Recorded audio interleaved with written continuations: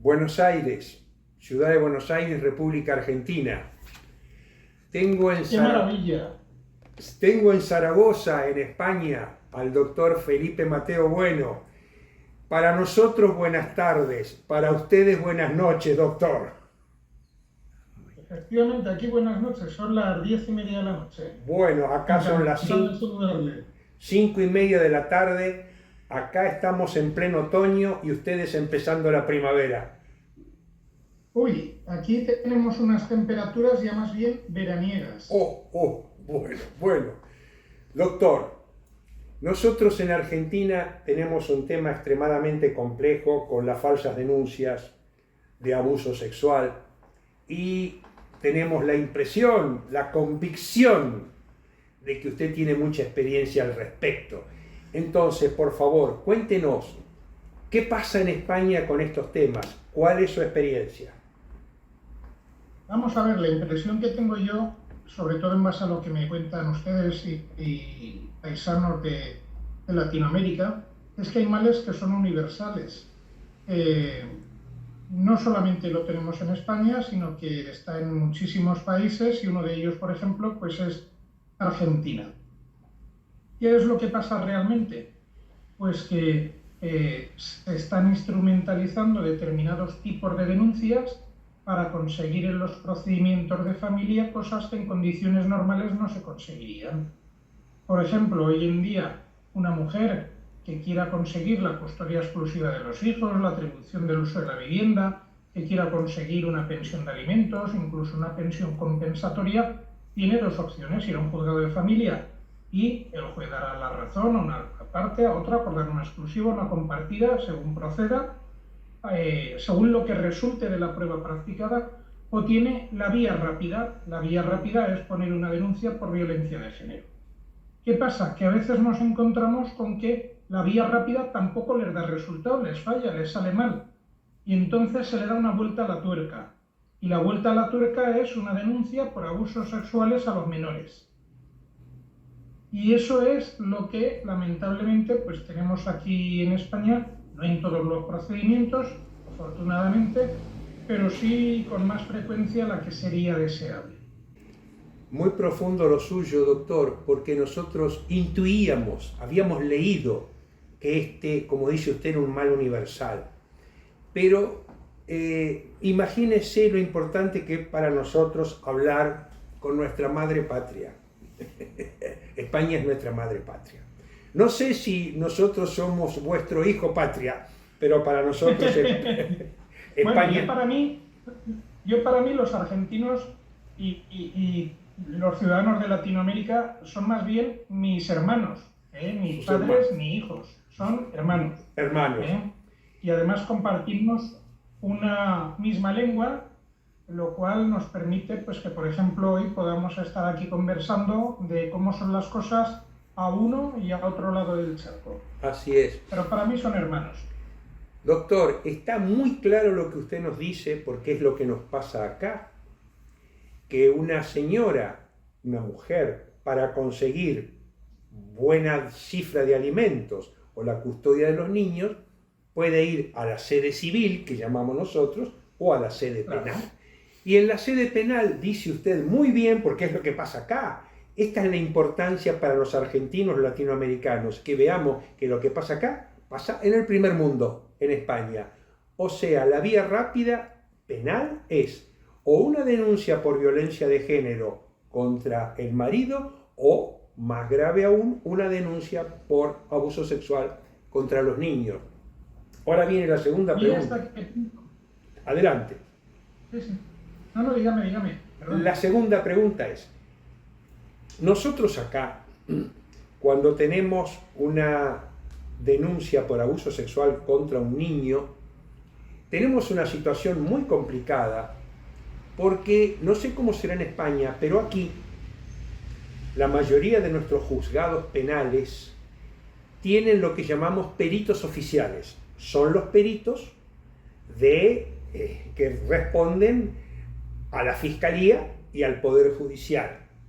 A veces nuestros peritos oficiales están magníficamente entrenados para estudiar la causa y ver si estamos ante una verdadera denuncia, ante un error en la denuncia o ante una falsa denuncia. El problema que tenemos nosotros es que algunos de nuestros peritos, especialmente en provincia, tienen una especie de muy pobre o déficit de entrenamiento. Entonces tienden a creer algo que es grave entre los psicoanalistas, y es, en psicoanálisis o en psicoterapia, si una persona dice, recordé que fui abusada de puber, se le tiende a creer. Entonces, ¿cómo es la cuestión de ustedes con los peritos? ¿Cómo es el debate entre usted, abogado, su perito de parte y los peritos oficiales? ¿Cómo son las cosas en España? Vamos a ver, yo me gustaría diferenciar entre, no diferenciar entre peritos de parte, peritos de tal, abogados, no. Hablamos de personas, ¿vale? Y en todo hay personas que son buenas personas y malas personas. Y luego hay otra diferencia más importante. Hay personas que están totalmente ideologizadas y personas que no están ideologizadas. Hay personas que tienen ideología y otras que tienen criterio. Entonces, cuando te encuentras un perito, sea de parte o sea de la administración, que tiene criterio propio, pues puede haber una pericial estupenda. Cuando te encuentras peritos, bien sean de parte o de la administración, que están ideologizados, pues lo que te encuentras es desastroso. En España se ha introducido un concepto en los últimos años, que si no lo tienen en Argentina, pues imagino que lo importarán pronto, que es la perspectiva de género. Aquí se dice que hay que juzgar con perspectiva de género y que incluso los peritos tienen que hacer las cosas con perspectiva de género. Claro, y eso es como si yo, que llevo gafas, me pusieran unas gafas que solo me permitieran ver las cosas de una manera.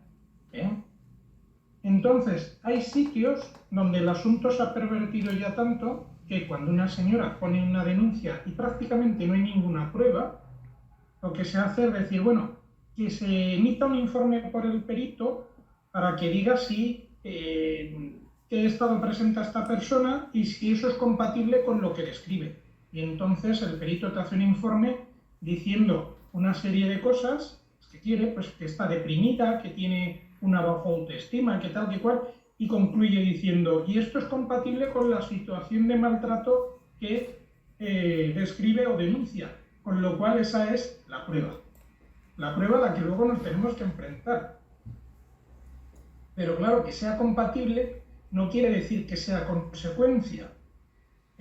Claro. Pero sí, me imagino que si lo de la perspectiva de género no lo tienen ustedes en Argentina todavía, lo tendrán pronto, no tardarán mucho en tenerlo. Doctor, infortunadamente tenemos lo mismo. Nosotros acá los peritos distinguimos dos conceptos. Uno es la verosimilitud y otro es la congruencia. La congruencia. Entonces, usted como abogado penalista que es, sabe que muchísimas personas en delitos penales, antes de ir a declarar a la justicia, suelen estar entrenados por sus abogados para ser verosímil, creíbles. La congruencia es otra cosa. Le voy a dar un ejemplo práctico que seguramente que usted tiene más que nosotros.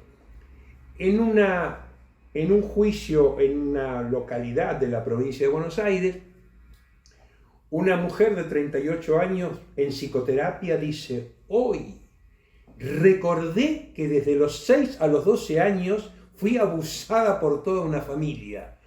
Y el abuso era en tal lugar, y en tal lugar, y en tal lugar de la habitación, y me abusaba la mamá, el papá, la hermanita, el hermanito. Claro. Y resulta que mi compañerita, que participaba del abuso inconscientemente, tenía 6 años, yo también tenía 6 años, dormíamos en la habitación de la niña y el hermano dormía en la otra habitación.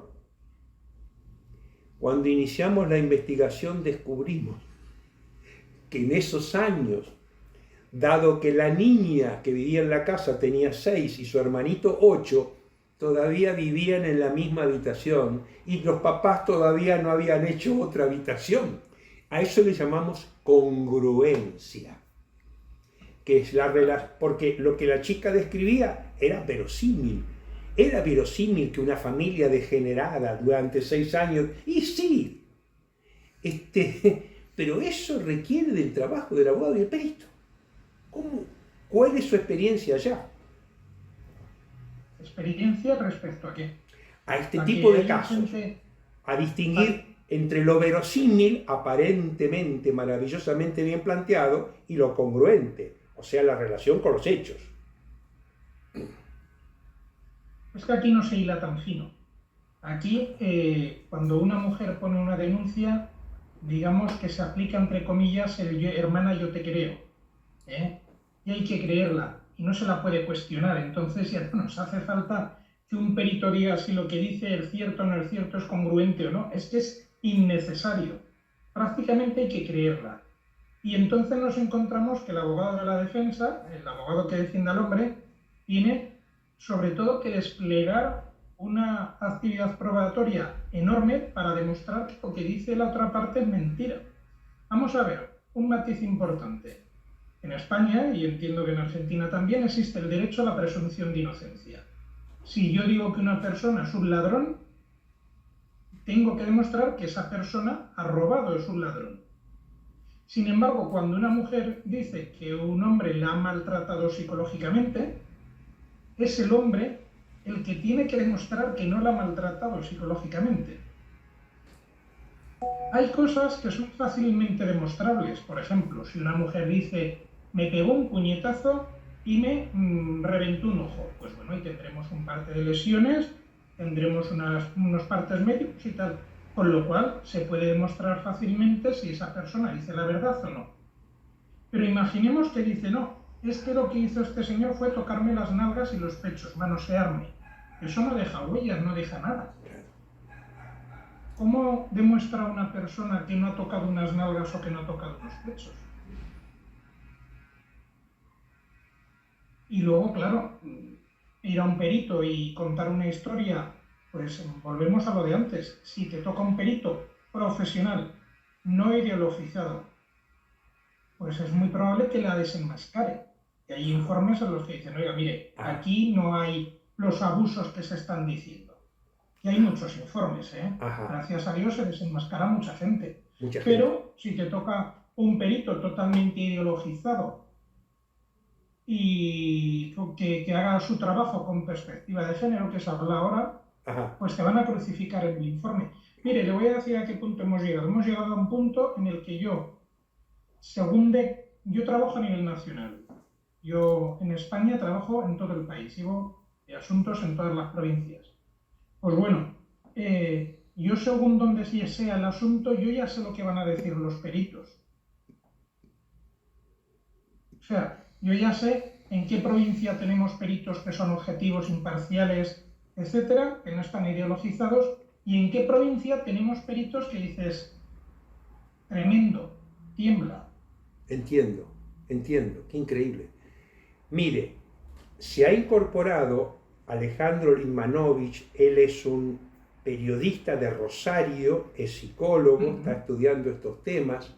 Rosario es una ciudad muy importante en la República Argentina, uno de nuestros grandes puertos, así que le vamos a pedir a Alejandro Litmanovich que le pregunte lo que necesite preguntarle al doctor Felipe Mateo Bueno. Alejandro, adelante, consultalo al doctor. Bueno, ¿cómo va? Bueno, al doctor Felipe Mateo lo conozco de verlo en YouTube, así que... Gracias. Muchas gracias. Me encantará tenerlo en mi programa, que va los sábados. Se llama Venga lo que venga.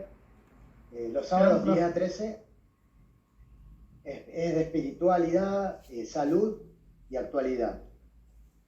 Y bueno, mientras escuchaba esta cuestión de la perspectiva de género, estaba pensando en un conocido en común que tenemos con el doctor Vini, que se llama Nicolás Ponsiglione, donde él escribió mucho sobre la infiltración de la perspectiva de género en la educación sexual infantil, en la ESI. Y se llama Infancia Adulterada. Eso, más que una pregunta, es un comentario. Después le voy a pasar el material, Felipe. Y bueno, estoy encontrando muchas similitudes entre lo que estaba relatando y lo que ocurre también acá. En mi caso, me voy a autorreferenciar porque a veces es más fácil. Mi hijo sufrió impedimento de contacto conmigo, con su padre. Yo presenté cualquier cantidad de probatorias. Hay una ley, la 24.270, que tiene que ver con el impedimento del vínculo. Probatorias con acciones notariales, o sea, escribanos en terreno y todo. No hubo ni siquiera una imputación a la mamá. Bastó que yo en ese contexto, a la mamá de mi hijo de 8 años, bastó que en ese contexto yo mandara un desafortunado WhatsApp, en un momento de nervios, que no estoy diciendo que esté bien, los insultos ni demás, para nada, para que yo quede imputado, y a pesar de probar en la oficina de violencia de género, y a pesar de mostrar testigos de que un abogado que había trabajado antes en la causa contara cosas bajo juramento que la madre de mi hijo había dicho, y de tantos testigos y de la obstrucción, finalmente me ofrecen un juicio a prueba o una probation que termina en un acta de acuerdo de que yo durante 6 meses. Sí, quiero decir, me resonó mucho lo que pasa allá con lo que pasa acá, en Rosario. Voy a introducir la pregunta al doctor Mateo Bueno. Doctor, tenemos claro que pasan cosas demasiado parecidas. ¿El Estado español ha votado para que estas cosas ocurran? ¿Ha habido decisiones políticas? Vamos a ver, en primer lugar, España siempre ha sido un referente en lo que el derecho se refiere para toda Latinoamérica. Claro. Y muchas leyes que empiezan en España se acaban trasladando a Latinoamérica. Siempre hemos sido un ejemplo. Lo que pasa es que ahora en esta materia somos un mal ejemplo. Lo ideal sería que países como Argentina no siguieran nuestro ejemplo. Porque este ejemplo lo que está trayendo, entre otras cosas, es que España en este momento es uno de los países con el índice de natalidad más bajo del mundo. Lo que está trayendo es que en este momento España tiene los índices de natalidad más bajos de la historia de España. Entonces, claro, esto es ingeniería social, al fin y al cabo, lo que se está haciendo. ¿Y con qué finalidad? Pues no lo sabemos muy bien, ¿no? Pero, desde luego, el objetivo se está consiguiendo muy bien. Yo una de las frases que más escucho con mucha frecuencia son hombres decir, oye, tengo miedo a las mujeres, yo no quiero tener hijos, yo no quiero tal. ¿Por qué? Pues porque hace 20 años, para que un hombre se arruinara la vida, claro, pues necesitaba meterse en el juego, en la droga, en el alcohol. Ahora, pues, como se te cruce en el camino una persona, hagas una mala elección, te puedes arruinar la vida muy fácil. En cuanto a la pregunta que me hace, de si en España se han aprobado, claro, las leyes que se aplican, la Ley Orgánica 1/2004 de Medidas de Protección Integral contra la Violencia de Género, se aprobó en el Congreso de los Diputados. Y todas las reformas que ha habido posteriores, que no son reformas, yo las llamo vueltas de tuerca, pues todas se han aprobado en el Congreso de los Diputados, evidentemente. Vivimos en un Estado de Derecho y, en consecuencia, no se podría aplicar ninguna norma que no hubiera sido aprobada en el Congreso de los Diputados. Pregunta. Pero el que se apruebe en el Congreso de los Diputados no quiere decir que esa norma sea justa. Entiendo. O sea, a ver si estamos comprendiendo. No se le ofreció al pueblo español que vote estas normas, sino que estas normas... No ha habido ningún referente. Ningún referente. No ha habido ningún referente. Ajá. Ningún referente. No se le consultó al pueblo español si quería estas cosas o no.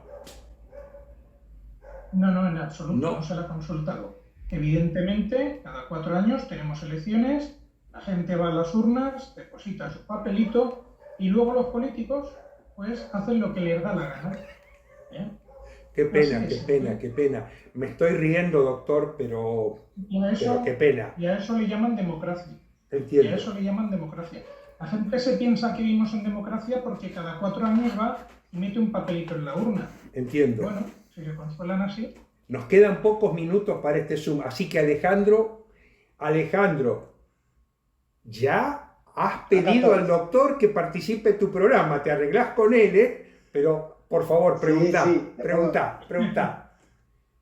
No, más que preguntar son reflexiones respecto a esta cuestión que coincido que a lo que le llamamos democracia es una pseudo-democracia, porque se gobierna acá en Argentina y allá veo que también a través de nuestros representantes, que son instrumentos de presiones y de que si no hacen lo que marca determinada agenda, lo bajan directamente y literalmente lo pueden bajar feo.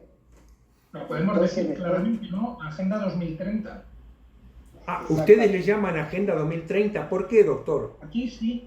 Bueno, pues porque aquí se ha conocido como la Agenda 2030. Hay una serie de objetivos que se quieren implantar y esto ya es algo que la Agenda 2030 es algo de lo que se habla abiertamente. O sea, no es una paranoia ni una invención ni... No, es algo de lo que se habla abiertamente. O sea que es un proyecto político que se empezó a instrumentar, pero que tiene un plan a largo plazo. Pero que hay un matiz muy importante, ¿eh? La Agenda 2030 no es algo que venga, digamos, que sea algo nacional, es supranacional. Supranacional.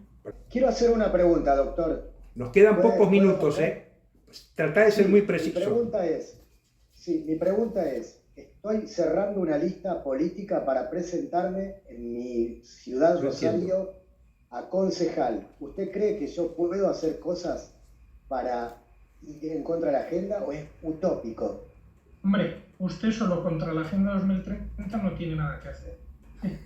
Ciertamente. Pero ni usted ni yo. Otra cosa es un partido político que tenga una cierta implantación y que pueda plantarse y que pueda hacer cosas. Ahí ya hablaremos de otra historia. Pero desde luego, un individuo solo contra la Agenda 2030 no tiene nada que hacer. ¿En España hay algún partido político, un movimiento político que trate de enfrentar estas cosas? Vamos a ver. Yo es que no me gusta hablar, fíjese, yo hablo de todo menos de política, entiendo. En el sentido de mojarme por partidos políticos. No me voy a mojar por ninguno. Entiendo. Porque pienso que todos son igual de malos. Y luego hay un matiz, que cualquier partido, por mucho que diga que va a hacer, en el hipotético supuesto de que ganara unas elecciones y llegara al poder, lo primero que le dirían es, si tú quieres recibir determinadas cosas de Europa, determinadas cosas del Fondo Monetario Internacional, determinadas cosas de otros lados, tienes que hacer esto, esto y esto. Punto y final. Y ahí se acaba la soberanía de ese gobierno, la soberanía de ese país.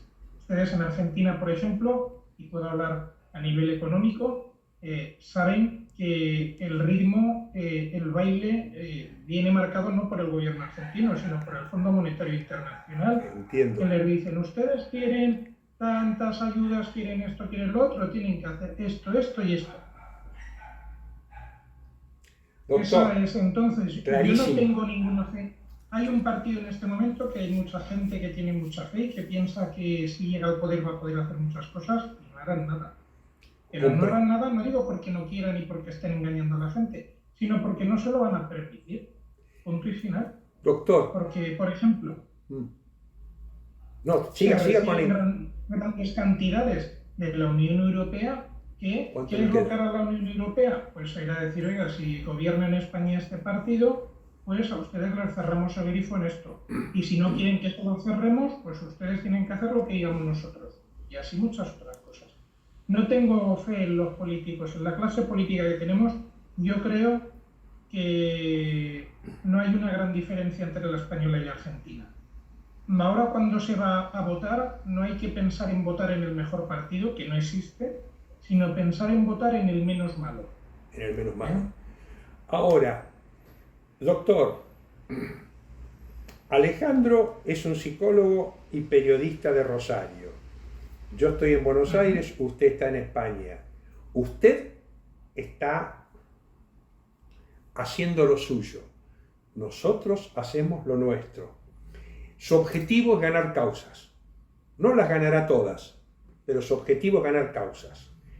Y es evidente que se pueden ganar causas. No todas, pero se pueden ganar causas. Se pueden ganar causas. No es fácil, pero ganar la inmensa mayoría. Se pueden ganar causas.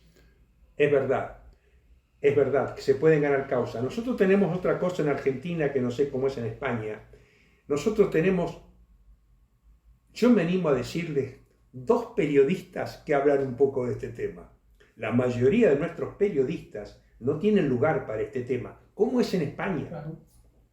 Pues en España el tema es muy divertido. En España siempre se ha dicho que había 3 poderes, ¿no? El ejecutivo, el legislativo y el judicial. Y luego se hablaba de un cuarto poder, que era la prensa. Ahora ya no hay cuarto poder. Ahora la prensa es el felpudo de los políticos. Y aquí hay políticos, hay periodistas afines a la izquierda, afines a la derecha, y no hay información, hay manipulación. De vez en cuando tienes algún periodista que despunta un poquito, dice algo, pero se le cortan las alas rápidamente. Ajá. Yo siempre pongo una anécdota. Hace un tiempo me hicieron una entrevista en una emisora de radio y cuando terminó la entrevista, hablando con el periodista, pues yo le dije, oye, ¿no os animáis a hablar sobre el tema de las denuncias falsas, etcétera, etcétera? Y me dijo, yo es que si hablo de las denuncias falsas, mañana estoy en la calle. De patitas en la calle. Mi Dios, mi Dios. Y luego hay otro matiz. Los grandes medios de comunicación están comprados de una forma muy sutil, que es a través de la publicidad institucional. Entiendo. Si a un determinado periódico se le corta toda la publicidad institucional, se va a pique, con lo cual ese periódico no va a arremeter contra el gobierno. Es como, por ejemplo, determinados periódicos en España nunca van a hablar mal de los bancos o del Corte Inglés. ¿Por qué? Pues el Corte Inglés es una cadena comercial de centros comerciales muy importantes en España. Claro. Si el Corte Inglés le corta la publicidad a un periódico, por ejemplo, pues es que le hace mucha culpa. Entiendo. Entonces, pues bueno, dices, ¿a qué se dedica hoy en día la prensa? Pues la prensa en este caso se dedica a manipular, a informarnos. Entonces, quiere decir que cuando usted gana un juicio por una falsa denuncia, no tiene mucha chance de que eso se difunda. No, no eres noticia. No eres noticia en los medios. No es noticia. En los medios no, puede ser noticia en otros sitios, pero en los medios de comunicación, en los medios no. Desde luego no. Bueno. Hay gente a los que tenemos determinado discurso, pues se les silencia en muchos sitios. Entiendo. Pero bueno, también es cierto que hoy en día tenemos la inmensa fortuna de contar con las redes sociales, de contar con sitios como YouTube, en los que pues dices, oye... Es así. Doctor, ha sido muchas cosas y llegar a mucha gente. Ha sido un enorme placer, ya estamos terminando. En pocos minutos vamos a terminar. Como usted verá, ya tiene otro periodista en Argentina que va a pedirme su WhatsApp para entrevistarlo. Es decir, que yo creo que esto es valioso para nosotros. Mire, nosotros teníamos alguna referencia de que en España pasaban cosas parecidas, pero que usted nos los explique vivencialmente, presencialmente, elocuentemente, para nosotros vale doble. Así que le voy a pedir que utilice los pocos minutos que nos quedan para... ¿Qué le quiere decir usted a los argentinos? Dígale lo que necesite decirle. Bueno, yo a los argentinos le diría lo que he dicho antes, que no sigan nuestro ejemplo, que durante años y décadas,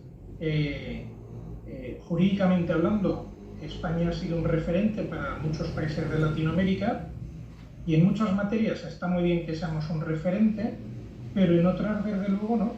Y en materia de violencia sobre la mujer, o violencia de género que se llama, pues desde luego no somos un referente. Yo lo que le diría a los argentinos es que voten con los ojos abiertos, ¿eh? Y que desde luego no voten a quienes apoyan a este tipo de ideologías, porque esto es una ideología. Entonces, claro, si tú votas al partido que promueve determinadas legislaciones, luego no te quejes de esas legislaciones. Permítame decirle algo con todo respeto a los españoles y a la vez a los argentinos, porque yo comparto su diagnóstico de nuestras clases políticas. Así que yo lo que puedo decirle a ustedes, los españoles, y a nosotros es: si les llega a tocar la mala noticia de una falsa denuncia por violencia o por abuso contra los niños, bueno, tienen que buscarse un excelente abogado que esté realmente entrenado y capacitado, que tenga la decisión de pelear, y tienen que buscarse un muy buen perito que los ayude en esta pelea. La pelea es dura, pero con un abogado poco preparado o con un perito poco entrenado, las chances de perder son enormes. Con un abogado bien preparado y un perito bien preparado, las chances de ganar son muchas. Esto es lo que yo, con mi experiencia, les puedo decir a los españoles y les puedo decir a mis compatriotas. Así que les agradezco infinitamente. Seguramente Alejandro me va a pedir su WhatsApp. Si usted me permite, yo se lo voy a dar. Por supuesto. Él es un excelente entrevistador, está muy involucrado en este tema, es muy claro también. Y usted hoy está siendo conocido a partir de Buenos Aires, y nosotros, pero él lo va a ser conocido también a partir de Rosario.